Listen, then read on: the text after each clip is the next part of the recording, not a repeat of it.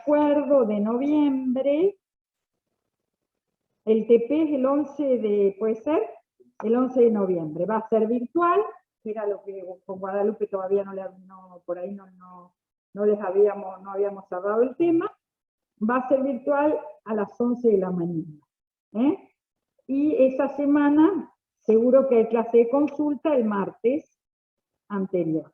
Mientras, ustedes tienen muy organizada el aula virtual. Esta materia, esta parte la tienen por semana, es decir, ustedes tienen,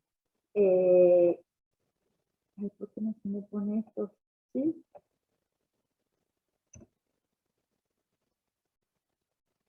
Eso no. Ustedes la tienen por semana organizada, ¿sí? Entonces, claramente tienen semana 1, semana 2, semana 3 y semana 4. Así está organizada en el entorno.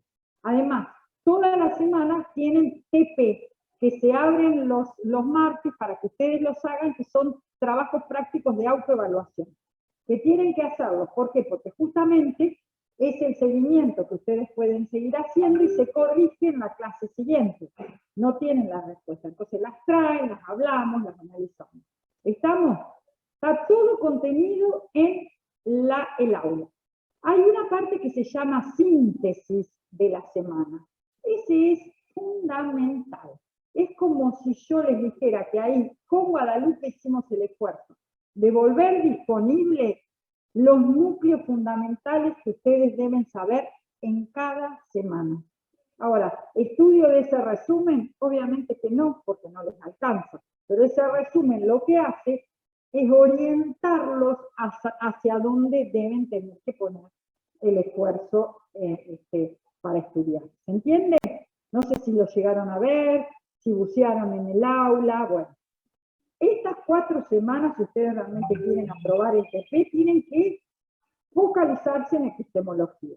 Entonces salgo de acá y me voy al aula virtual, abro todo lo de la primera semana, lo subrayo, lo leo, lo trabajo, una vez que lo termino, hago el TP de la primera semana. Y me voy fijando, esto no lo sé contestar, me anoto, ¿por qué no lo sé contestar? ¿Dónde lo tengo que buscar? Cada consigna a ustedes les está mostrando el núcleo nuevamente, los núcleos fundamentales de contenidos que deben aprender, y si no los encuentran, no los tienen a mano, los tienen que ir a buscar en los materiales que están en el aula. ¿Se entiende? Es como para que ustedes se organicen en el estudio. Esa fue nuestra intención con Guadalupe cuando armamos esto. Y uno lo retoma la semana que viene y le damos el martes que viene tienen de nuevo conmigo, también presencial con los chicos que les toca, ustedes estarán virtual, cambiaremos, y creo que, y después vemos en noviembre, yo espero que en noviembre, si fueron a los boliches, que estemos todos, pero bueno, como acá se va paso a paso, lentamente, con cuidado de la salud, no me están ayudando, chicos, no me están ayudando. Me tienen que decir, profe, hay 3 que están tratando de entrar. ¿No lo ven? Porque dice, porque claro, al agrandar el TP ya no ven perdón. Bueno, ¿de qué se trata esta materia? ¿Por qué ustedes se encuentran? Bueno, los licenciados están más amigados con nuestra materia. Los contadores no. Pero los licenciados tienen un mayor nivel de acercamiento en cuanto a las expectativas de ustedes con respecto a esta materia. ¿Por qué se encuentran con una materia que se llama Introducción a las Ciencias Sociales? A ver, ¿quién me puede decir? Muy bien, porque en esta facultad entera las ciencias económicas son ciencias sociales, sin ningún lugar a duda. A veces esto se confunde porque las ciencias económicas utilizan mucho la matemática como un instrumento para poder comprender la realidad social. Pero eso no quiere decir que sea unas carreras que sean de corte de ciencia formal o de matemática. Hay algunos alumnos que dicen, no, yo no soy contador o licenciatura en economía porque me gustaban mucho las matemáticas. y tengo mucha facilidad. Yo a estos chicos les digo, miren, fíjate, porque acá no vas a tener más que 4 materias, 32, 4 o 5 materias de corte matemático. Un poquito más por ahí en las licenciaturas en economía tendrán 6, pero tampoco es el núcleo dominante. Entonces, no hay duda que las ciencias económicas intentan comprender las instituciones, intentan comprender lo social, intentan ver cómo son estas relaciones que se entablan socialmente. ¿Sí? ¿Alguien cerró las puertas de atrás? Ustedes no. Nosotros tendrían que estar abiertos. Bueno, entonces, esto es lo que, digamos, el objeto de estudio de estas ciencias con las que ustedes empiezan desde hace muy poco tiempo a tener contacto. Llegamos a esta materia y ¿qué estudiamos en esta materia? En esta materia lo que se pone y nos interrogamos es ¿qué son las ciencias sociales? Esa es la pregunta que todo el tiempo ustedes tienen que tener en la cabeza para entender los contenidos, el desarrollo de los contenidos de esta materia. ¿Qué son las ciencias sociales? Bueno, las ciencias sociales, lo primero que hay que saber para entender la naturaleza de las ciencias sociales es el origen. ¿Cuándo se originan las ciencias sociales? A ver, ¿cuándo se originan?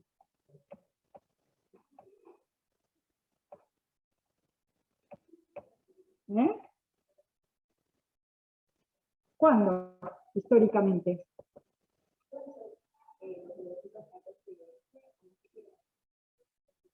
Bueno, muy bien, en la modernidad, chicos, ¿por qué empezamos esta materia partiendo de dónde partieron?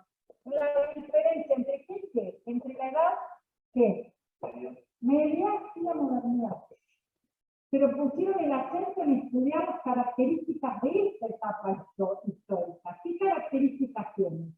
1, 2 y 3. ¿Qué pasa con el Estado moderno? ¿Qué paso de qué a qué? Paso del feudalismo al capitalismo. Muy bien, primera característica de la modernidad. Paso del feudalismo al capitalismo. Segunda, ¿qué se constituye en este momento histórico? El Estado moderno, excelente. Esto lo vieron con mis compañeros. Los que tengo en el Zoom, ¿me escuchan?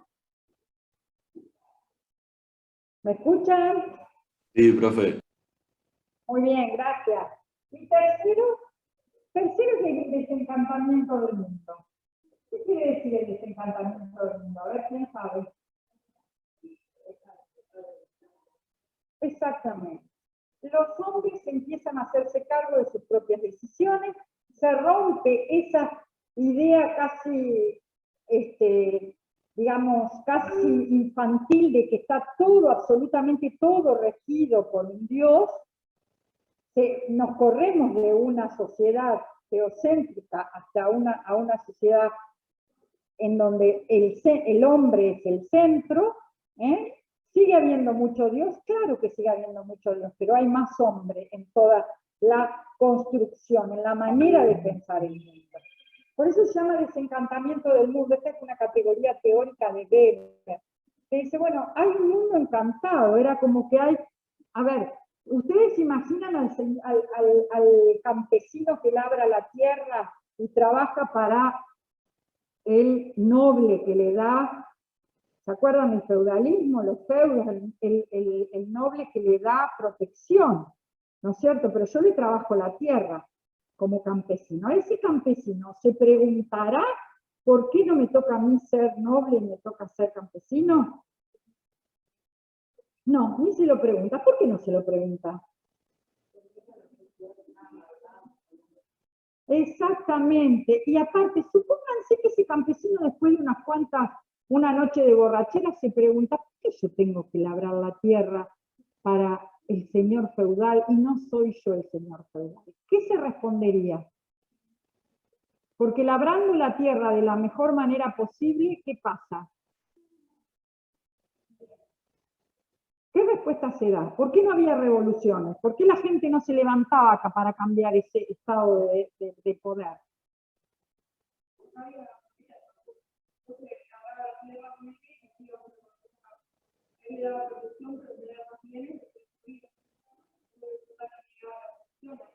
Sí, pero además de eso, ¿por qué no es al revés? Porque yo te protejo a vos, vos labrame la tierra y te protejo yo. Profe, puede ser que sea por el paradigma, digamos, la forma de pensar que había en ese momento. Exacto, era un mandato divino y era el paradigma del momento, que ¿cuál era? ¿Qué me gano yo labrando la tierra de la mejor manera posible? ¿Qué gano? Además de la protección, que eso es lo La humano. salvación de Dios, digamos. Exactamente, la salvación, la vida eterna. Entonces estaba todo ya organizado. La pregunta acerca de la distribución del poder, en ese modo de pensar, no entraba. Y si entraba en una noche de trasnochada, al otro día se me acomodaban los santos de nuevo. Me gano la vida eterna, labrando la tierra. Es lo que me tocó, y lo hago lo mejor posible. Es esta cuestión. ¿Estamos? Entonces, queda claro, estas son las características, las condiciones de posibilidad para que eso ocurra, que tiene que ver con nosotros. ¿Qué surge a partir del paso del feudalismo, desencantamiento del mundo, constitución del Estado moderno y todas las preguntas, los interrogantes? ¿Por qué distribuyo el poder de esa manera? ¿Cómo? No, la revolución no, ¿qué revolución? Revolución de ideas, sí. Y muy bien, ¿y cómo? Muy bien, revolución de ideas le podríamos decir. Bien, hay una revolución en las ideas. ¿Y qué? Entonces, ¿qué tipo de conocimiento construyo? Científico, ¿de qué ciencias?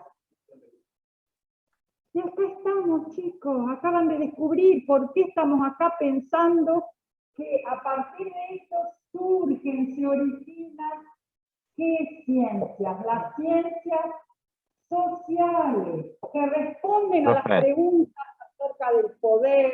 Sí. primero no surgen las ciencias naturales, digamos, en ese momento. No, en este momento no. ¿En qué momento estoy?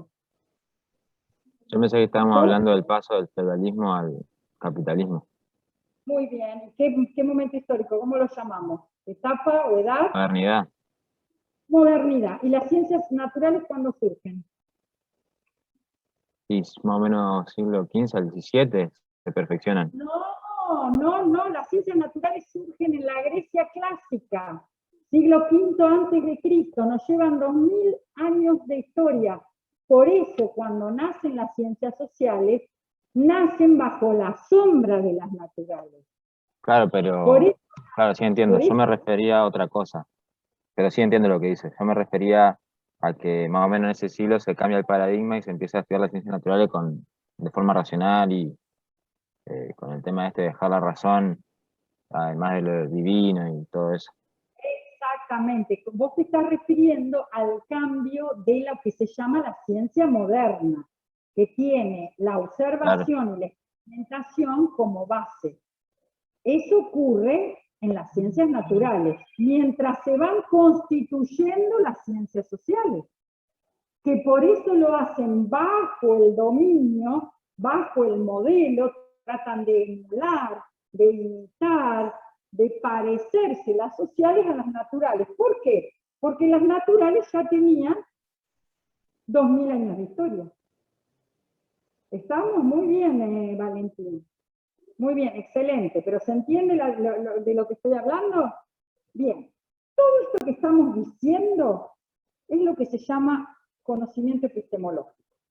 Nosotros no estamos hablando de fenómenos, sino que estamos hablando de teorías, estamos hablando de conocimiento, de cómo se origina un conocimiento, de por qué se origina, de qué condiciones de posibilidad tiene.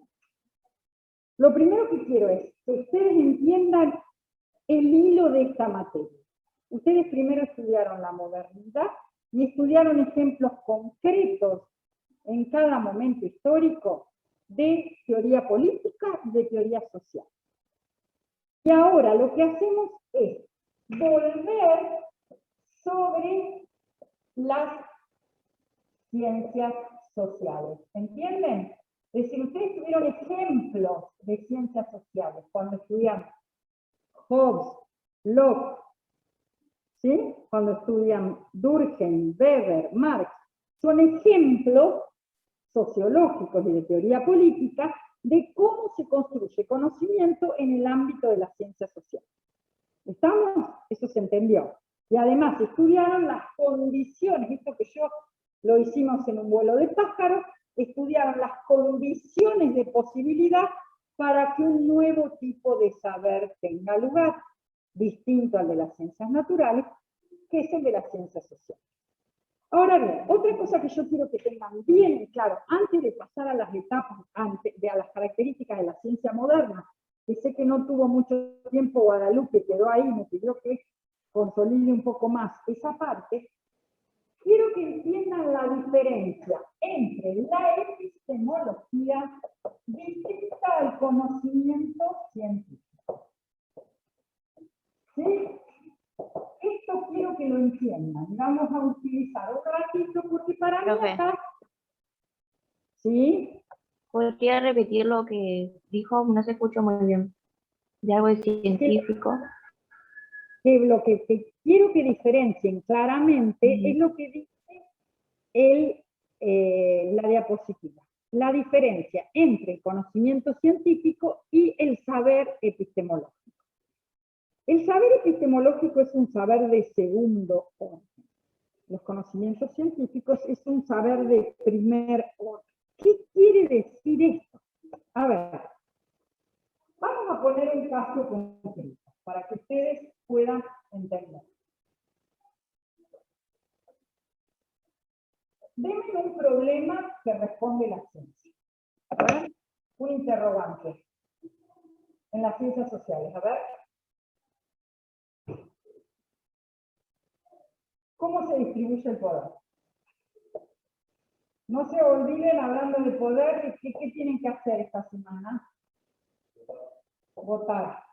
Se salen de acá y se van derecho a votar. Miren que tienen turno, este es tristísimo, en una materia como ciencias sociales decir que hay turno castigo, pero es como si uno no creyese en el sistema representativo democrático, ¿no? En cambio, uno tendría que ir corriendo, si creyera y estuviera confiado en que realmente los representantes estudiantiles, el centro de estudiantes, en una institución como esta, totalmente democrático, juegan un papel clave y irían corriendo a votar. Es lo que algunos sí sé que hacen. Este año, en los 2 años de pandemia, el consejo directivo y los representantes estudiantiles tuvieron un papel clave, porque cada cosa que hacíamos y se decidía a través del consejo, exámenes virtuales, exámenes presenciales, ¿verdad? Todo esto fue hecho poco a poco, el protocolo, cómo es, qué pasa si un chico... Todo esto se trabajó muchísimo. Los representantes estudiantiles trabajaron un montón, junto con, obviamente, los representantes no docentes, docentes y graduados. Entonces, realmente el consejo directivo en esta facultad juega un rol clave. Así que no dejen de votar, tanto para el consejo, que es lo obligatorio, como para el centro de estudiantes, que también ha sido un lugar que por las encuestas que hemos tomado, es un lugar donde ustedes concurren mucho y han encontrado bastantes soluciones. Eso les iba a preguntar. ¿Respondieron la encuesta? ¿Sí? La última que les llegó hace poco. ¿Sí? ¿Todos la recibieron? Por favor, contéstenla, que es fundamental para nosotros para seguir tomando decisiones respecto a la vuelta a la presencialidad. Necesitamos conocer qué opinan ustedes, qué actividades han hecho, qué prácticas, así que no dejen de contestar las encuestas. Bueno, acá les puse el poder, cómo se distribuye el poder, de acá sale el Estado como una forma y las distintas configuraciones estatales, que podemos tener Estado democrático, Estado liberal, Estado fascista, Estado de bienestar. Han visto todas las diferencias en los distintos tipos de Estados que responden a esta pregunta. ¿Quién responde a esta pregunta? ¿Qué saber?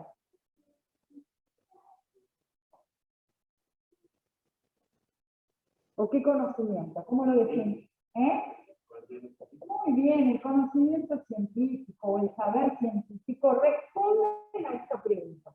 ¿A través de qué disciplina? Muy bien, defínanmela. Ciencia política, ¿qué más? Ciencia económica, muy bien. ciencia social, ¿eh? Acá me estoy refiriendo a la sociología, no te acepté el social así, primero grande, porque hay que definirlo un poquito más. Las humanidades también, los saberes de las humanidades, la filosofía, la ética, podrían estar respondiendo a esta pregunta. Muy bien, ¿dónde está la epistemología? La epistemología no tiene como objeto de estudio, este es el objeto de estudio del conocimiento científico. ¿Acuerdan conmigo? ¿Sí? ¿Se entiende esto? Muy bien. ¿Cuál es el objeto de estudio de la epistemología? Muy bien. El objeto de estudio de la epistemología no es el poder, la pobreza, la distribución de riquezas, el Estado democrático. El objeto de estudio de la epistemología es otro saber. Por eso se dice que es un saber acerca de otro saber. Es por eso un saber de segundo orden. No tiene como objeto de estudio los fenómenos que aparecen y a los cuales no entiendo, sino que tiene como objeto de estudio esta construcción. ¿Se entiende esto? Que a veces es bastante difícil de comprender. El objeto de estudio de la epistemología es otro saber. Entonces yo tengo que ver cómo construí ese saber, qué prácticas hice, cómo experimenté, cómo no experimenté, y qué producto tiene esa práctica como consecuencia de esa práctica científica, qué productos obtuve, qué hipótesis, qué teorías, qué tesis, qué supuestos. ¿Estamos? ¿Se entiende? Bien. ¿Seguro? ¿Los chicos del Zoom también se entiende? Profe, ¿qué dijo que era un saber de segundo orden? Exactamente, es un saber de segundo orden. Ahí lo tenés en la placa, Valentín. ¿Lo ves? La epistemología es un saber de segundo orden. Porque ¿cuál es el saber de primer orden? El conocimiento científico es el saber de primer orden. Y este es de segundo orden porque es un saber acerca de otro saber. Y ahí está el segundo orden. Profe, Sí. ¿y la epistemología también sería un conocimiento científico o no? No. No, no es Sería un ¿y qué conocimiento. sería? Un ¿Cómo? conocimiento filosófico. Ah, mira. No es un conocimiento científico. Si fuera un conocimiento científico sería un saber de primer orden. No es un saber de primer orden, es un saber de segundo orden. Porque se me trabó. Porque justamente tiene al conocimiento científico como objeto de estudio. Y ¿Entendió? profe, Sí, Valentín. en el apunte que había de la primera semana, hablaba sobre las características que tenía el conocimiento científico, digamos. Y bueno, decía que era crítico, que, bueno, no me las acuerdo todas. Pero ¿cuál es la que no tiene la epistemología, digamos, de todas esas características? Justamente que no tiene como objeto de estudio los fenómenos de la realidad. Y que tiene como objeto de estudio otro saber, que es el conocimiento científico. Y eso lo hace que no sea un conocimiento científico. El conocimiento científico, tanto de ciencias formales como de ciencias prácticas, te intenta dar respuesta a problemas que o están racionalmente, digamos, elaborados a partir de la razón humana, que sería el caso de la matemática y la lógica, o las cuestiones que no se entienden de la realidad o de la naturaleza. La epistemología no tiene ese objeto de estudio. El objeto de estudio de la epistemología es saber cómo se construyó un determinado conocimiento en cualquiera de las ciencias que conocemos hasta hoy. Cómo se elaboró, de dónde surge ese conocimiento, por qué tengo que creer en él, qué validación tiene, ¿Es coherente, no es coherente? ¿Está bien armado, no está bien armado? ¿Es consistente, no es consistente? Estas son las preguntas epistemológicas. En cambio, las preguntas científicas son completamente distintas. Me pregunto por qué existe la injusticia, por qué existe la pobreza, por qué existe una mala inequidad en la distribución de los bienes culturales, inequidad en los bienes materiales, por qué existe la violencia. Esas son las preguntas de orden científico, que no se parecen en nada a las preguntas de orden epistemológico. ¿Se entienden, Valentín? ¿Entendieron el resto? Sí, profe, sí, gracias. No, de nada. Claro, la epistemología es filosofía de la ciencia.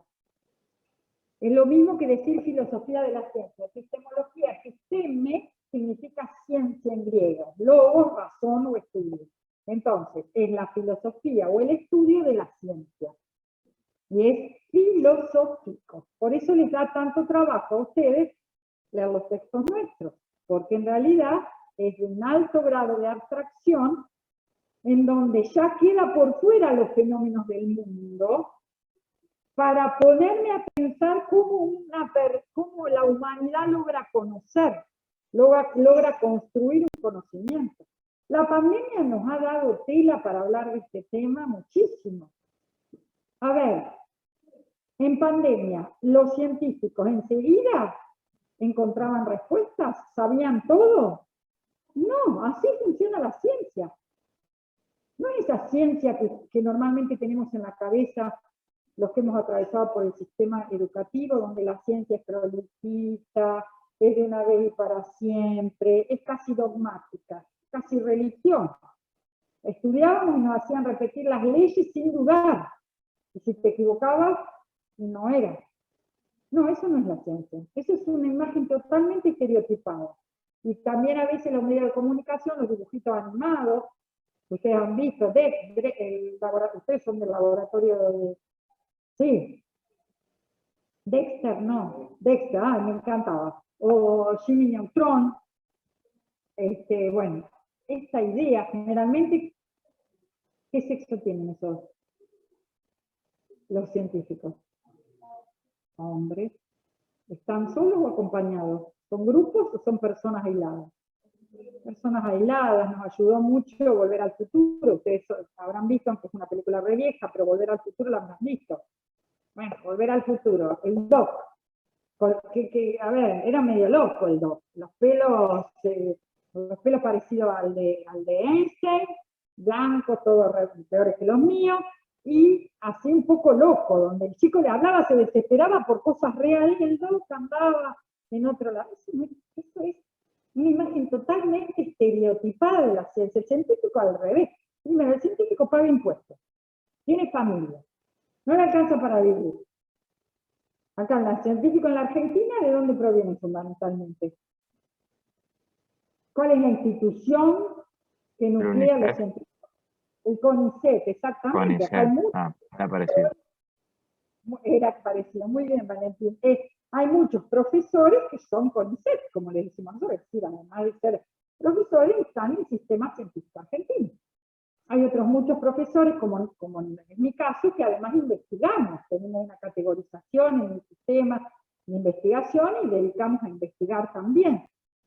Esto es ciencia. Y esto es ciencia, lo que pasaba todo el tiempo, la gente decía, ay, fin de cuentas los médicos no saben nada, primero te dicen una cosa, después te dicen otra. Bueno, los medios no ayudan a veces, pero esto es lo que ocurre. El científico prueba, es ensayo y error. Tiene una hipótesis, hay que comprobarla, podría ser esto, podría ser lo otro. Y una vez que decís podría ser, hay que ponerlo a prueba.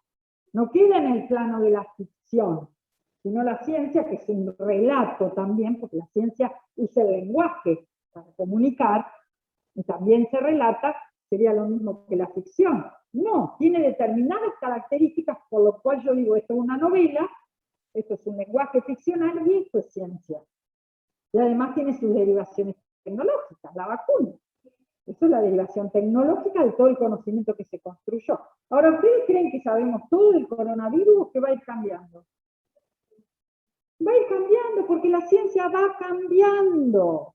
Ahora, cuando estudiamos la ciencia en la escuela, parecía que la ciencia era una Biblia. No iba a cambiar nunca. Como me enseñaron el sistema solar como me enseñaron la célula famosa, que también es el germinador, que va de jardín infante hasta con el germinador también. Y eso también puede cambiar, porque el conocimiento se va construyendo en la historia. Y una de las características fundamentales de la ciencia social es que co-construimos conocimiento social. ¿Qué quiere decir co-construir? Esto lo trabaja muy bien Murillo, que lo tenían que haber leído para hoy. Co-construir la realidad social significa que la ciencia social, cuando larga un conocimiento, la gente cambia en relación con eso. Entonces ese conocimiento cambia también. A ver, Marx es el caso, el ejemplo más típico. A ver, Marx se quedó solo con describir lo que veía y denunciar o criticar el sistema capitalista para los trabajadores, o hizo algo más, propuso algo. Incentivó a la gente a hacer revoluciones armadas. No fue la idea de Marx esa. Lo que él decía, lo que pasa es que eso después se convierte, por eso es que lo decide de esa manera Valentín, lo toma Trotsky, se le toma en las distintas revoluciones cubanas, para que el proletariado suba al poder. Pero lo que él decía es esto, la historia es la lucha de clases, y lo que debe pasar ahora para salir del capitalismo, que es totalmente injusto para la clase proletaria, es que haya una lucha que lleve al proletariado al poder.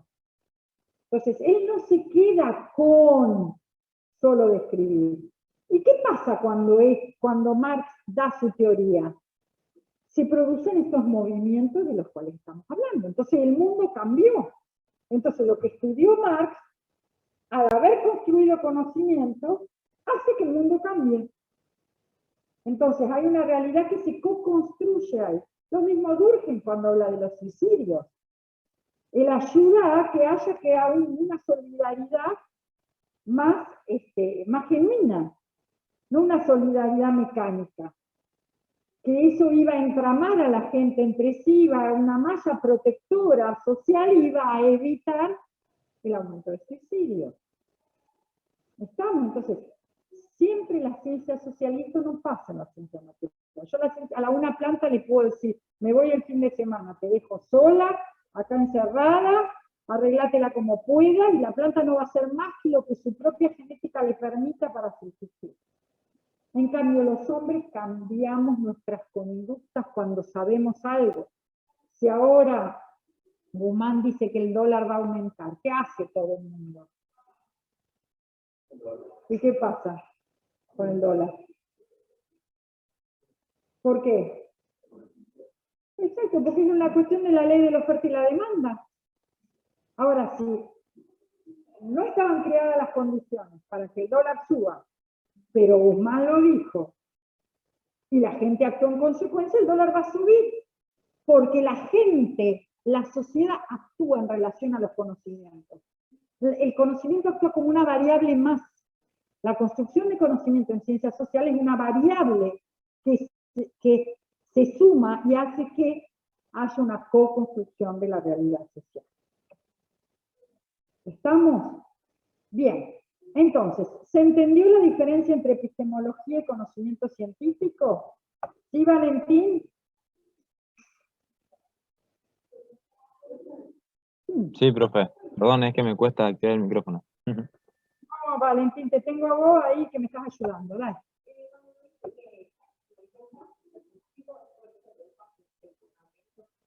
¿Yo qué dije? Que la epistemología es un conocimiento científico.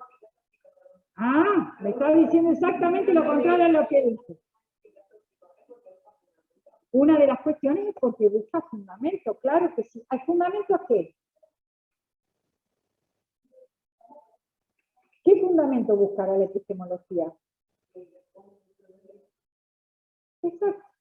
Es un saber crítico, como toda filosofía, es un saber que pone en duda, que tensiona todo el tiempo, que interroga. En este caso, la interrogación es la que acaba de decir la compañera. cómo surge el conocimiento científico, cómo se construye el conocimiento científico, por qué es válido, por qué creemos en él, por qué fuimos a hacer cola o por qué hay un grupo que no quiere la vacuna y otro que sí.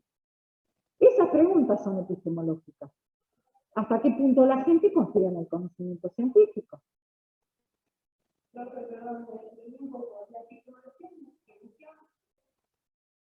A ver que conteste el resto. ¿Es conocimiento científico la epistemología?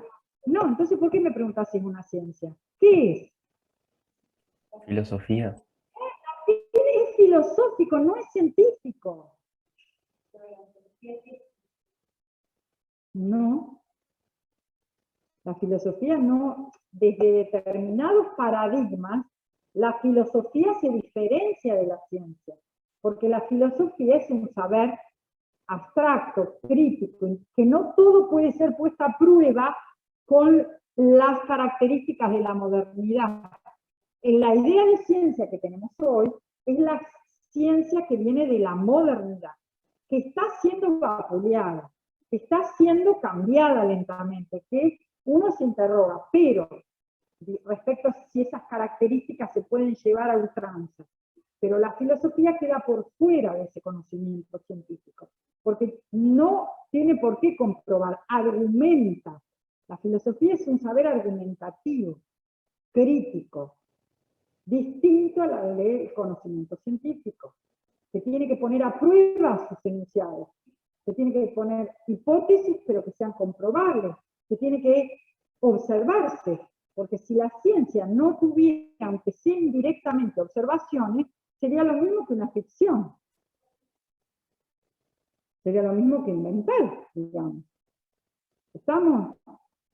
¿Se entiende? ¿De dónde habrán sacado tanto? Porque nunca me pasó. ¿De dónde hay algún apunte que ande dando vueltas que les haya metido esta idea de confusión entre lo filosófico y lo científico? ¿No? Yo creo que eso que por ahí decían que todo es ciencia. A todo le ponen ciencia, una ciencia, una ciencia, una ciencia, una ciencia, pero con unas características distintas a la ciencia. Claro, si quieren en un sentido más amplio, porque esto también está bueno que surja, porque la idea de ciencia no es polisémica. Según el paradigma epistemológico en el que te encuentres, vas a tener distintas ideas de ciencia. ¿Estamos? Entonces, si yo tengo una idea, por ejemplo, que la filosofía es la madre de toda la ciencia, y de ahí te pueden haber dicho el tronco inicial donde se desprendieron las distintas disciplinas, pero eso en sus orígenes. Hoy por hoy hay una distinción entre filosofía y ciencia. Por eso hacemos esta distinción entre epistemología, que es filosofía de la ciencia, y el conocimiento científico. El conocimiento científico tiene como objeto de estudio a los fenómenos, es lo que aparece en la realidad. La filosofía de la ciencia o epistemología tiene como objeto de estudio a la ciencia, al conocimiento científico, a la forma en que se produjo, por eso el método, a la forma en que se construyó y demás. ¿Se entiende? Bien, ¿cuál es la propuesta temática de nuestras 4 semanas? Esta semana estamos en el surgimiento de la ciencia moderna y de las ciencias sociales, las condiciones de posibilidad, que ya lo vimos, la cuestión social y emergencia de las ciencias sociales. Ustedes van a ver que en Murillo les habla que en el siglo XIX ella no da la modernidad como momento histórico en el que inicia las ciencias sociales. Lo pone más en el 18 y 19 por lo que ella llama la cuestión social. ¿Qué es la cuestión social? Es la brecha que se arma entre los ideales de la modernidad, que el hombre llegaba en la modernidad a la mayoría de edad, que la razón iba a hacer que el hombre y toda la sociedad fuera completamente feliz, que llegaba a la mayoría de edad, que se desprendía de los padres que eran la iglesia y Dios para pensar por sí mismo. Y esto se hace añicos, estos ideales, ya en el siglo XX con la Primera y la Segunda Guerra Mundial. Entonces, esa brecha es lo que ella llama la cuestión social. Estos ideales que no se pudieron materializar y concretar en las sociedades, sino que ocurrió casi todo lo contrario, que hay hambrunas, que hay una desigualdad terrible, que hay guerras, todas estas cuestiones eclosionan y hacen que surjan preguntas. ¿Qué pasó? Y las preguntas son respondidas por ¿qué ciencia? Por las ciencias sociales. Entonces, por eso ella da, más que nada, ese momento histórico. Nosotros lo retrotraemos un poquito y decimos, bueno, pero ya las raíces y los orígenes están en este movimiento que se produce en la modernidad, en estas condiciones históricas, que son externas a la ciencia, pero que dan justamente la historia, la posibilidad de que un nuevo saber tenga lugar. ¿Sí? ¿Eso me entiende? Y se consolida luego con la postura de Murillo en el siglo XIX y la cuestión social. La semana que viene vamos a ver particularidades del conocimiento científico en las ciencias sociales, el tema del método, luego la noción de explicación y conceptos científicos, y por último, el debate epistemológico actual.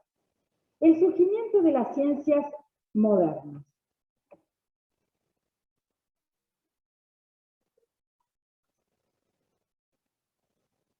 Bien, el conocimiento es una práctica social e histórica, chicos. No emerge del conjunto de relaciones sociales y de allí emerge la práctica social, que es la ciencia.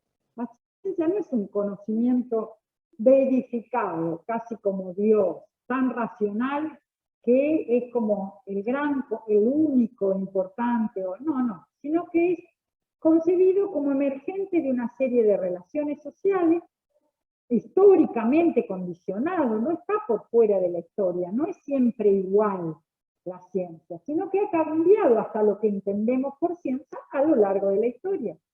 No está quieto, no es, porque a veces la idea es la ciencia es lo mismo acá, en China, en Rusia, en Cuba, en Estados Unidos. No, la ciencia y la práctica social cambia porque está determinada por lo económico, lo social, lo político, la forma de relacionarnos, la historia de cada institución. Todo eso forma parte de la manera en que construimos conocimientos científicos en la historia. Hay una diferencia entre historia externa e interna de las ciencias que les puede ayudar a entender esto. Una cosa son las condiciones de posibilidad, y ahí está la historia externa, que forma parte de la ciencia. Si yo tengo más o menos dinero, en la Guerra Fría nunca creció tanto en la carrera armamentista. La ciencia estaba abocada a construir armas.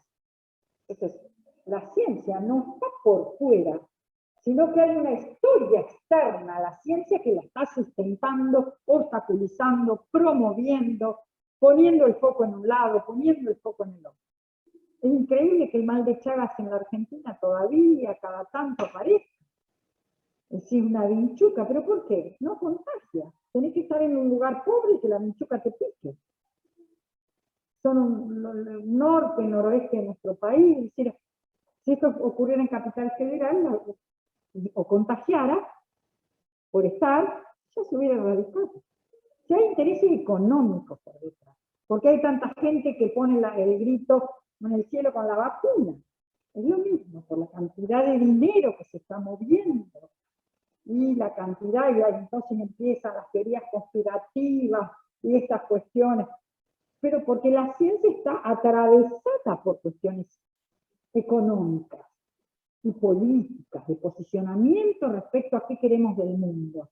Los supuestos metafísicos están presentes, los supuestos ideológicos, en la gente que construye ciencia, que está en ciencia también está.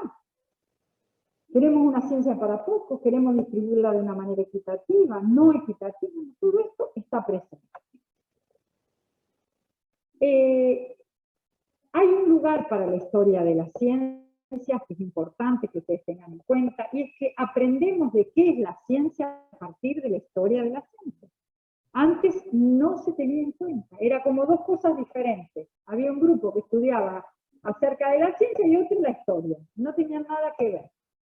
Hoy hay un lugar para la historia. Es decir, aprendemos qué es la ciencia cuando estudiamos historia de la ciencia, como parte constitutiva del saber científico. La ciencia tiene contextos, los contextos de descubrimiento, el contexto de justificación. El contexto de descubrimiento es todo lo que los científicos hacen hasta arribar a una hipótesis que le puede dar explicaciones a lo que no entienden. El contexto de justificación es cuando yo lo pruebo. Digo, bueno, mira, para mí el tema pasa por acá. Bueno, probámelo. Dame razones, evidencias, para que yo crea que esta es la explicación al problema que no podemos resolver. Profe, ¿le paso una pregunta? Sí, cómo no. Sobre la historia interna. Sí, la historia... No me quedó muy claro. La O no lo historia dijo. interna- Ahora la dije, Tomás, muy bien. La historia interna de la ciencia es cuando vos estudiás la construcción, digamos, en cuanto a cómo se construye internamente, si hay una ley general, qué se derivan de esas leyes, si hay leyes derivadas, cuáles son las observaciones para sostener esas leyes, qué hipótesis tiene mayor fuerza, qué menos, donde yo no miro el por qué se eligió ese tema o por qué no se eligió otro, por qué hay un grupo de científicos que ganan sobre otro grupo, no miro eso. Hay grandes epistemólogos que estaban convencidos que el papel de la epistemología era ese, mirar cómo se construye el conocimiento internamente. No me importa si hay alguien que lo financia, si ese tema está en un país y otro. No me importa, me importa. Este conocimiento se construyó, bueno, yo quiero ver cómo se construyó. Con una ley general, cuál es, por qué se creyó en que esta era la hipótesis fundamental, por qué derivé estas consecuencias, ¿están bien derivadas lógicamente, matemáticamente hablando, o no están derivadas bien? Eso es lo que mira la historia interna. Esa construcción, esa reconstrucción lógica de como si se armara el edificio del razonamiento. Eso es lo que miran muchos epistemólogos. Es decir, solo le importa el contexto de justificación, no le importa el contexto de descubrimiento, ni cómo llegó a esa hipótesis, ni por qué la eligió, ni por qué ese es un problema, porque lo fundamental en la ciencia es que hay que tener un problema. Y el problema también hay que definirlo históricamente. ¿Por qué no se me convierte en un problema la vinchuca y sí se me convierte en un problema el coronavirus? Es decir, hay una delimitación también del problema. Hay problemas que se naturalizan. Si seguimos así, la pobreza se va a naturalizar. Siempre hubo pobres. Claro, pero no te toca a vos ser pobre. ¿No? Entonces, la naturalización, cuando hay una mentalidad científica, cuando hay alguien que encuentra un problema donde los otros no ven más que lo cotidiano. O sea, hay un conflicto cognitivo que se tiene que ver. Bien, para ir terminando. ¿Cuáles son las características de la ciencia moderna? Estas son las características, y eso lo tienen muy bien en Pardo. Es descriptiva, es explicativa, da los porqués, es predictiva. ¿Qué quiere decir? Predice, si se dan las mismas condiciones, yo ya sé qué va a pasar. Si a un pueblo lo tenés sometido, ¿qué te puede pasar? Va a haber revolución. Si no se distribuyen equitativamente la riqueza, puede haber un levantamiento. ¿Estamos? Si no hay poder, si no hay apoyo a la figura presidencial, puede haber un corte institucional. Este tipo de cosas donde uno va prediciendo, va anticipando lo que va a pasar porque tengo las mismas condiciones. En ciencias naturales es muy fácil de ver. Si yo tiro esto, ¿qué va a pasar? ¿Se cae? ¿Vuela o se cae? Se cae. ¿Por qué? Hay una ley de la gravitación universal que me dice todo objeto pesado y que me mide la aceleración. Según lo que pesa, y si estoy en la Tierra o en la Luna, ¿se acuerdan los que siempre en la Luna? ¿Por qué? Porque hay menor gravitación. Todo eso se puede predecir. La gran ciencia predictiva, ¿cuál es? La que más predice con una pero minuciosidad, la astronomía. Te dicen cuándo va a haber un eclipse, pero de acá a 1000 años pueden decir cuánto hay un eclipse, a qué hora, qué día, de qué lugar se ve, en qué minuto empieza, en qué minuto segundo empieza y en qué minuto y segundo termina. Y lo predice con altos índices, pero impresionante la predicción. Eso fortalece a la teoría. Cuanto más me pueda anticipar, más fuerte y más robusta es esa teoría. Profe, Muy bien. Sí, Valentín. ¿y por qué usted cree que eso pasa más en la astronomía que en otras ciencias? Por Esto el de la... tipo, por el tipo de objeto. Por el tipo de objeto. Es decir, siempre la ciencia tiene un objeto de estudio. El objeto de estudio de la astronomía hace que sea más predictiva y que entonces las leyes, que evidentemente son buenas y tienden a sostenerse en el tiempo, como es la ley de gravitación universal de Newton, que ha debido ser complementada, no quedó tal cual, hace que tenga mayor poder de predicción. La ciencia social también es predictiva. Uno dice, no, en ciencia social no se puede predecir. Claro que sí, en este momento hay todo un montón de predicciones. Ustedes vinieron en un horario, yo estuve en un horario, tomaron un colectivo, se vinieron en bicicleta, los esperaron en la puerta, hay luz, todo esto es predicción. La gran mayoría de nuestras vidas es predictiva. Lo que pasa es que la libertad humana hace que en algún momento algo pueda ser diferente. Entonces, es ahí donde a veces uno se queda con eso y no en cambio con la cantidad de cosas que son predictivas en nuestras vidas. En la vida social es totalmente predictiva. A ver, ustedes llegan acá y yo no estoy haciendo una receta de brownie. Estoy dando una clase de ciencias sociales. No pasa, no estoy con unos patines dando vuelta por acá. Estoy dando una clase. Y esto es predicción. Llegaron para recibir una clase y reciben una clase. Más corta, sí, más corta. Ahí tienen la cuestión de, pensaban que iba a durar más, bueno, no dura más. Ahí tienen la cuestión de lo social. ¿Sí? Bien. Carácter crítico. ¿Por qué carácter crítico? Siempre hay tensiones, hay interrogantes. No es dogmático. A pesar de que vamos a estudiar, de que Kuhn en algunos momentos dice, bueno, la ciencia es dogmática, pero siempre es revolucionaria, es crítica, intenta las rupturas. Es universal, no es conocimiento de lo particular o de lo singular, sino que tiende a buscar recurrencia en ciencias sociales o estadísticamente a buscar grandes porcentajes. Es fundamentada. Esto está, seguro que el power está, chicos, es fundamentada, es decir, como decían recién me decía ella, doy razones, tengo que explicar por qué, no lo digo porque a mí se me ocurre, lo tengo que mostrar, es sistemática, es comunicable, sistemática forma sistema, cambia una cosa y se me descuajeringa todo, es todo un enlazado de conocimientos, no son conocimientos aislados. Está regida por muchos métodos, es comunicable, ¿sí? Tiene pretensión de objetividad, sí, pretende ser objetiva, pretende porque siempre hay una lucha ahí. Y se clasifican en formales y fácticas. Formales son la matemática y la lógica, fácticas, que tienen que ver con hechos, son todas las demás. Bueno, chicos, yo lo siento, pero debo cortar acá porque me están esperando en otro lugar a las 9:30. Quiere decir que ya llego tarde al otro lugar. Pero, bueno, un gusto haber dado una clase después de casi 2 años, ¿sí? De no dar clases. Nos comunicamos a través del aula virtual. ¿Hay alguna duda?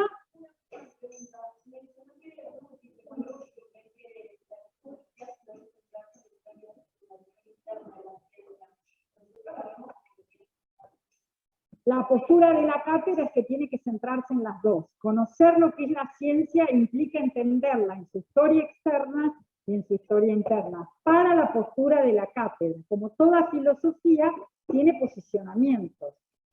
Vos te podés encontrar con otra cátedra que solo te hagan estudiar la lógica. Por eso tuviste toda una primera parte de entender el contexto de generación. de las ciencias sociales. Si no, no tendría sentido esta parte. Si hubiéramos explicado hipótesis, ley, si P entonces Q, hubiéramos utilizado elementos de la lógica clásica y de la lógica moderna para poder que entiendan lo que es la ciencia. Lo último que les quiero decir que es importante. Ustedes recién estuvimos mirando lógica moderna, la ciencia moderna, la que nace en la modernidad. Ustedes tienen un largo periodo de la historia, que es entre Grecia y la Edad Media, donde el conocimiento científico era especulativo, donde lo que venía de los sentidos era justamente rechazado, porque era confuso. La modernidad, y justamente por estas cuestiones que hablamos, históricas, es la que hace que empiece a tener sentido observar y experimentar. Y Galileo Galilei ahí tuvo un papel clave, por eso se lo llama el padre de la ciencia experimental, porque la gente que hacía ciencia se sentaba a pensar y escribir. No se les ocurriera a la realidad ver si lo que ellos pensaban tenía alguna conexión, porque pensaban que los sentidos eran fuente de confusión, que justamente tenía que arrinconar todo eso para poder llegar a solo la razón, despejada de esto. La ciencia moderna justamente es la que pone la observación y la experimentación como el lugar de la ciencia, como que lo que diferencia la ciencia de los demás conocimientos. Esto se lleva a un extremo con el positivismo lógico del siglo XX, pero después empiezan las otras versiones acerca de lo que tiene que ser la ciencia. Eso lo ven en Pardo, que tienen paradigma moderno, paradigma premoderno, paradigma moderno y paradigma actual, que son las maneras de concebir a la ciencia, porque no tiene una sola manera de mirar. Por eso la pregunta de la compañera cuando me preguntó, la filosofía no es ciencia, estoy segura que alguna vez me lo dijeron, es por eso que les estoy diciendo, porque no son conocimientos que están dados de una vez y para siempre y que todo el mundo acuerda de esa manera. Por eso es filosofía también, porque justamente son posturas, son posicionamientos, son maneras de mirarlo, maneras de entenderlo. Estamos y cada uno tiene sus derivaciones. ¿Se entendió? Bueno, les vuelvo a pedir mil disculpas por terminar antes y los espero, a los que les toque, chicos, los espero el martes que viene. Obvio que tienen el jueves clase con Guadalupe por Zoom. Los espero el martes que viene, que creo que a rotación, ustedes los voy a ver desde el Zoom, y hay gente que desde el Zoom van a venir. Capaz que cambia, y para el martes que viene, ¿quién les dice que los invitemos a todos? Yo sí que tengo mi ilusión, pero bueno, si no, seguimos tal cual. ¿Estamos? ¿Queda alguna pregunta? ¿No? Bueno, chicos, gracias, mil